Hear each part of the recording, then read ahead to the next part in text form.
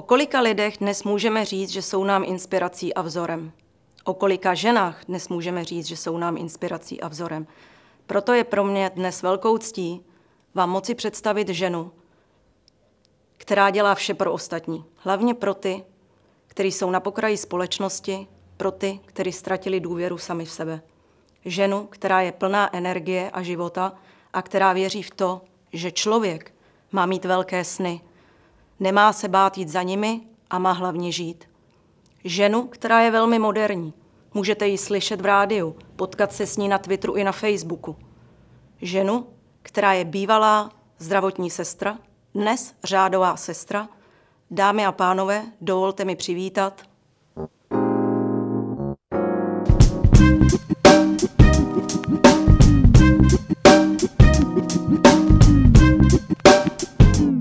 Já moc ráda chodím jen tak s batohem a s mapou, kdekoliv po horách, po krajině pěší turistika. A když se tak jako zadívám na ten svůj život, tak je to vlastně taky taková cesta do neznáma. Když někomu řeknu, kde pracuju, tak je velmi překvapen, protože si říká, co dělá jeptiška ve státním výchovném ústavu, ještě k tomu u kluků, kteří mají problémy s drogou. Ale mě sem dovedlo moje životní povolání do kongregace milosrdných sester svatého Karla Boromejského. Na to se taky mnoho lidí ptá, jak je to možné, že se někdo dostane do kláštera. A je to odpověď na boží pozvání. Na to, že Bůh se ujme mého života, postará se o něj a doplní mi to, co by mi normálně doplnil manžel. Protože tahle kongregace má slib milosrdenství a první sestry se staraly o nemocné morem, tak já vidím jako mor dneška mladé lidi, kteří mají dojem, že jsou na tomhle světě omylem, že vlastně nic neumí, na co sáhli, to v životě zkazili. Mají vlastně strach, ačkoliv vypadají drze a sebejistě, tak někde úplně v hloubce je strach. Mnozí z nich mají hmotně všechno, mohou si v uvozovkách dělat, co chtějí, mnozí z nich mají představu, že svoboda je dělání si čehokoliv, bez ohledu na druhé, a pak zjišťují, že se pohybují v prostředí, kde si navzájem kradou. A tak já se učím u těch svých kluků dívat se na ně ve chvílích, kdy je to náročné, kdy jim musím postavit hranice a jsem za tu babu symetriku, která nepřestoupí ani kousek. Někdy jim říkám, víš, já jsem takový zábradlí nad propastí a ty se o něho v tu chvíli můžeš opřít, kdybych povolila, tak spadneš. Vlastně se i učím vidět dary těch kluků. Mnozí z nich třeba skládají texty, rapují.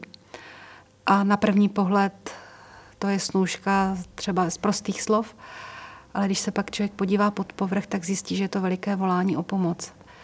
Prostě poslouchejte mě, všimněte si mě. Učíme se společně se o sebe navzájem postarat, učíme se, že když se chceme dobře najíst, tak si taky musíme dobře uvařit. Když chceme mít teplo, musíme zatopit, musíme k tomu naštípat dříví. Když si chceme udělat zábavu, tak můžeme hrát fotbal, můžeme hrát jiné hry, můžeme si navzájem naslouchat. Je daleko pohodlnější, když mám pravidlo, že co není moje, na to nesahám. To znamená, že i ten druhý mé věci respektuje než obráceně.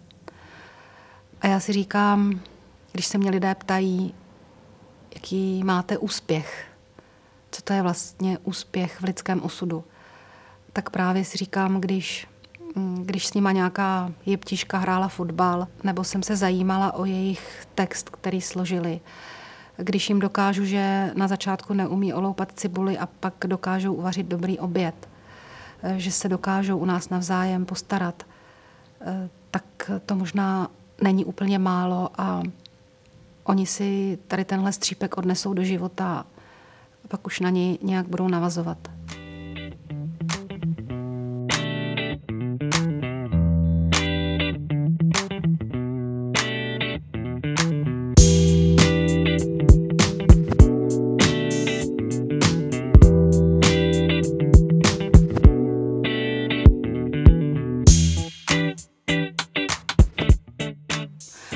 A tak, jak se dívám na ten svůj život zpátky, tak někdy si říkám, že už to 10 let stačilo, pak otevřu nějaký text papeže Františka, který říká, běžte těm, co jsou úplně na okraji, o které se už nikdo nezajímá. A říkám si, jo, tak pojď zase dál. Mě to samotnou učí překračovat svoje hranice, jít i tam, kam bych si třeba sama netroufala.